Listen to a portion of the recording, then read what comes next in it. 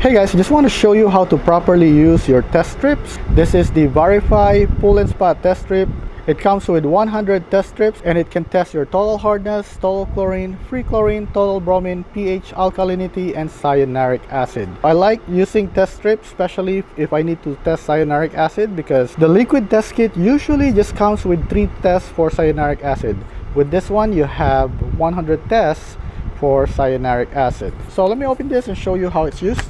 So the bottle comes with this chart where you can color match the strips. When you grab your strip, you want to make sure that your hand is dry because you don't want to put any moisture inside this bottle. And also, after you get your strip, make sure you close it right away. And now to test your water, you just want to quickly put this into the water for about 2 seconds. And for me, I don't just test the surface of the water. I usually go about elbow deep.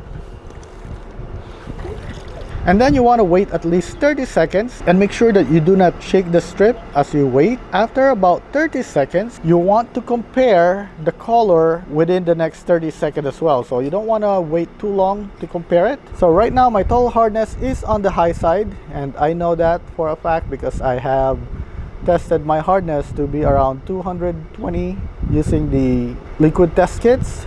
And my free chlorine right now is between 1 and 3 ppm. My total chlorine is around 3. Cyanuric acid right now I have around 30. Total alkalinity right now is showing between 80 and 120. And when I tested my alkalinity using liquid reagent, it's actually at 110. So this one is showing accurate result. And then my pH is at around 7.8 to 8.4, which is also accurate because when I tested my pH with the liquid test kit, I was at around 8.2 pH. I really like this one because you can test your water in a minute compared to using a liquid test. For daily test, this is all you'll need.